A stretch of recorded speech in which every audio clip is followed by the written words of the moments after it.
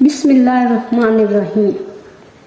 انسان کسی کو شریک زندگی بنانے سے پہلے اس کے حال اور ماضی کو دیکھتا ہے، لیکن یہ بھول جاتا ہے کہ اس کی رفاقت میں اس نے مستقبل گزارنا ہے۔ کامیاب ازدواجی زندگی اللہ کا احسان ہے۔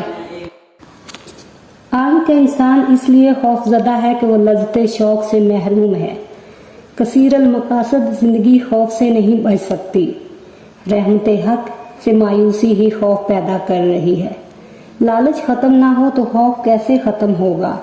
انسان اپنے آپ کو جتنا محفوظ کرتا ہے اتنا ہی غیر محفوظ ہوتا جا رہا ہے۔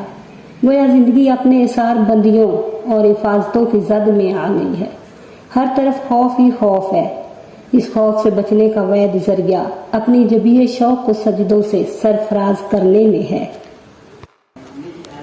حالات اور وقت کی تبدیلیوں سے بدلنے والے تعلقات سے بہتر ہے کہ انسان تنہا رہے۔ ترقی یا ارتقاء ضروری ہے، لیکن گوارے سے نکل کر اپنی قبر تک کتنی ترقی چاہیے؟ اصل ترقی یہ ہے کہ زندگی بھی آسان ہو اور موت بھی مشکل نہ رہے۔